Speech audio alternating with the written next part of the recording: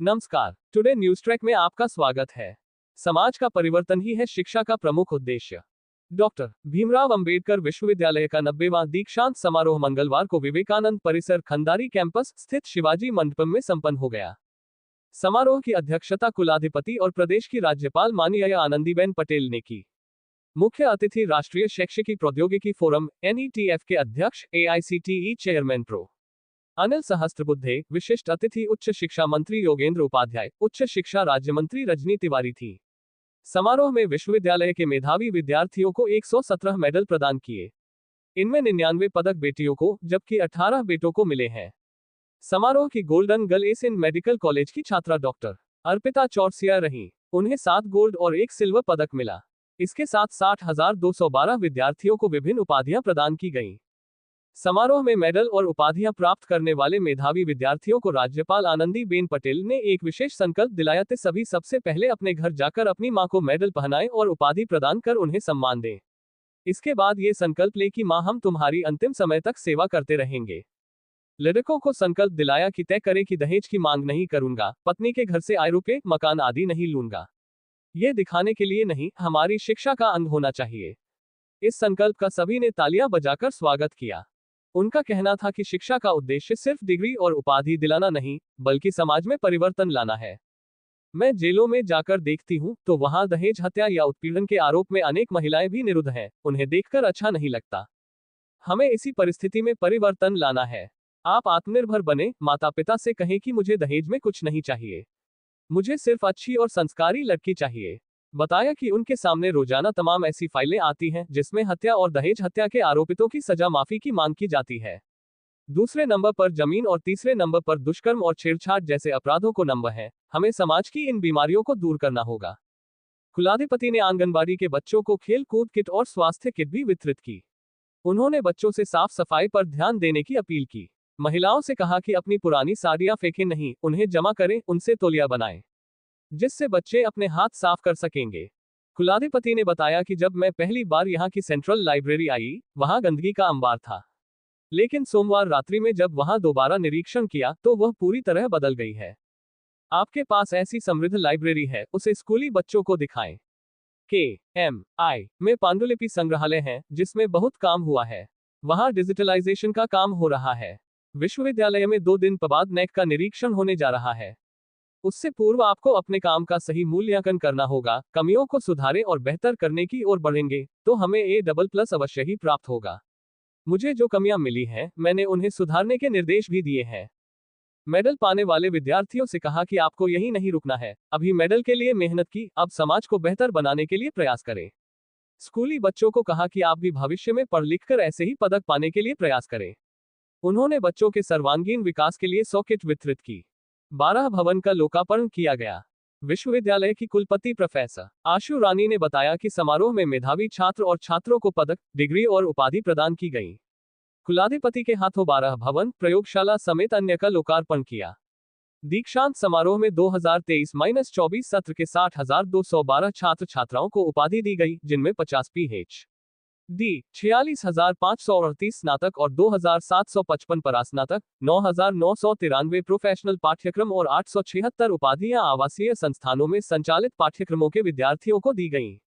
मुख्य अतिथि राष्ट्रीय शैक्षिकी प्रौद्योगिकी फोरम NETF के अध्यक्ष AICTE chairman professor Anil Sahasrabuddhe ने कहा कि छात्राओं को 99 पदक प्राप्त हुए हैं।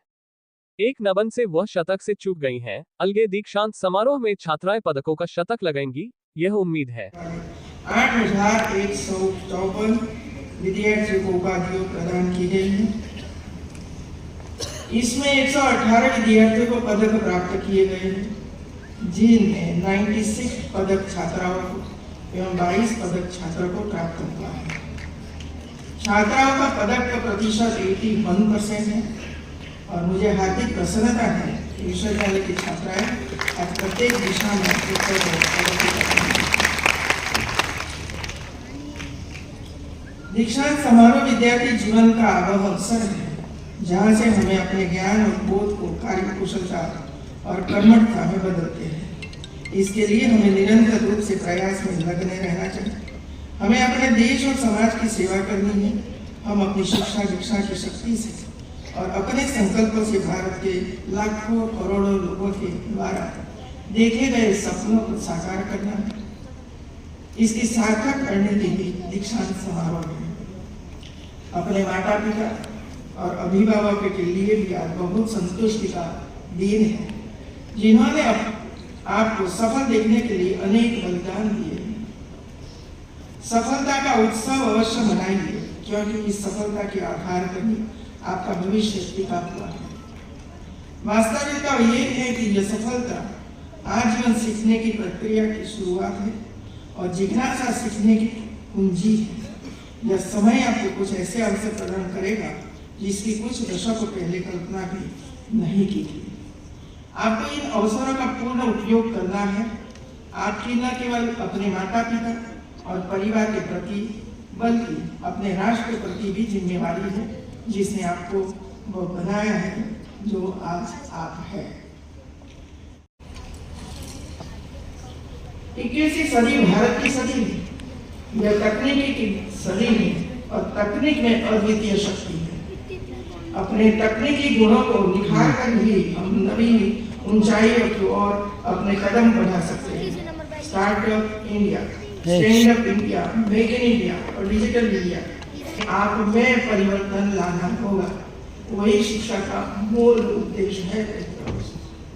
जो हम अपने में परिवर्तन नहीं कर सकते हैं, तो ऐसी शिक्षा की कोई आवश्यकता नहीं है।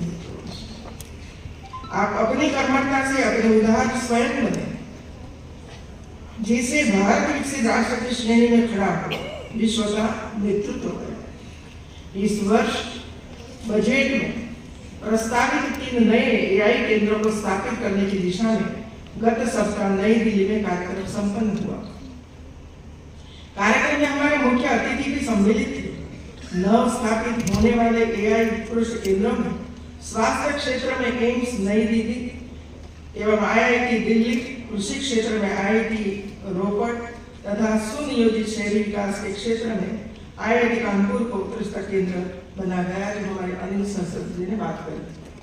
फिर भी हम काम कर रहे हैं और इसी वजह से आज क्या युवा इसमें परिवर्तन करें, परिवर्तन करें कि आप ही परिवर्तन कर सकते हो। आपके मम्मी पापा कोई परिवर्तन नहीं कर सकेगा, क्योंकि उनको लगेगा कि बेटा का विवाह नहीं होगा, बेटी का विवाह नहीं होगा। लेकिन आप ताकतवर बनिए और माँ बाप को बता दीजिए कि मुझे कुछ नहीं चाहिए, बस अच्छी लड़की, संस्कारी लड़की चाहिए। इतना ध्यान